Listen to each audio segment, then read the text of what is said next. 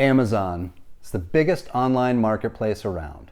If you want to make your products accessible and get them in front of as broad an audience as possible, getting them on Amazon is a smart move. There are some unique processes and rules around selling on Amazon, however. It's important to know what you're getting into before you commit. Using the Amazon platform to sell goods or services means routing many of your platforms and transactions through Amazon itself, especially with Fulfillment by Amazon, FBA. This introduces some complex variables into the accounting process, and it can affect your taxes in ways you might not expect.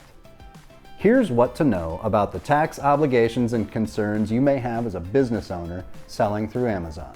If your business on Amazon exceeds a set amount of money and transactions, then you should receive a Form 1099-K from them reporting on the total payments they processed for you.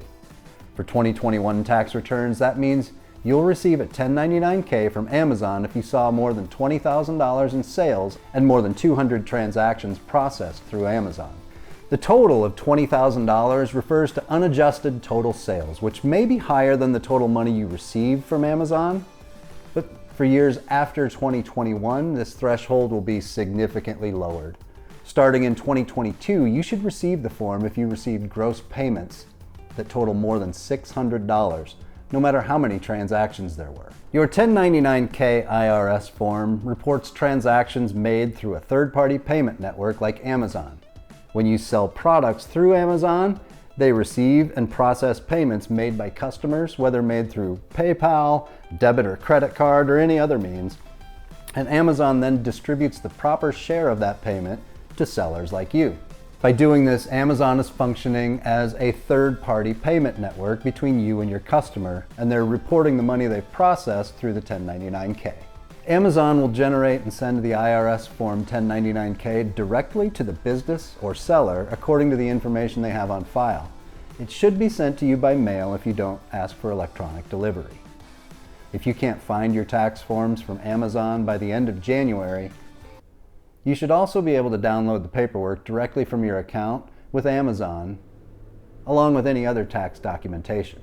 If there are serious errors on your 1099-K, you'll need to work with Amazon to get it corrected.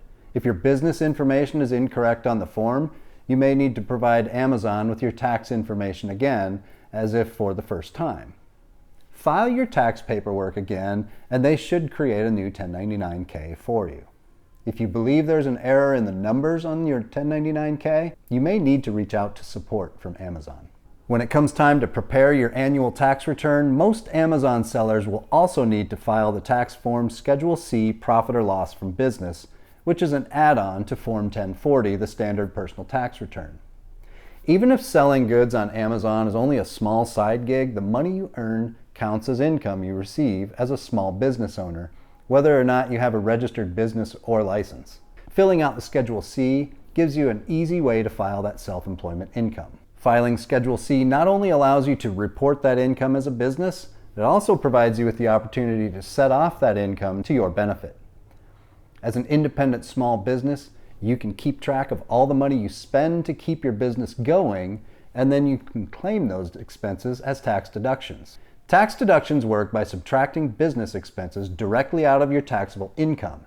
This will lower the taxes you owe and potentially even bring you down to a lower tax bracket. Here are just a few of the business expenses you can claim as deductions to offset your revenue.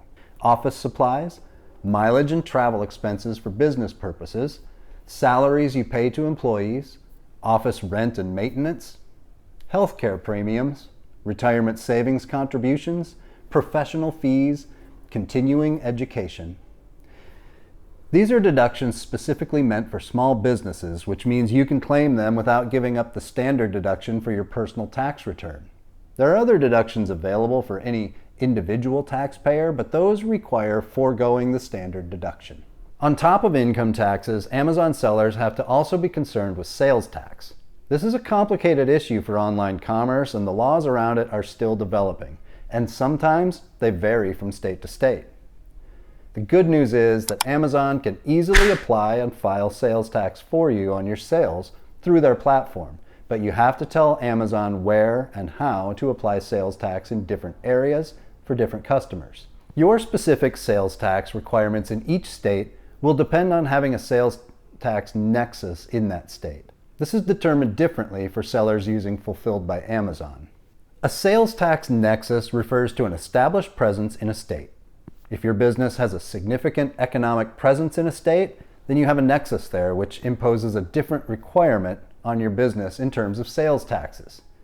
You can establish a sales tax nexus in a state by having your main offices located there, by doing a substantial amount of business there, or by storing goods there.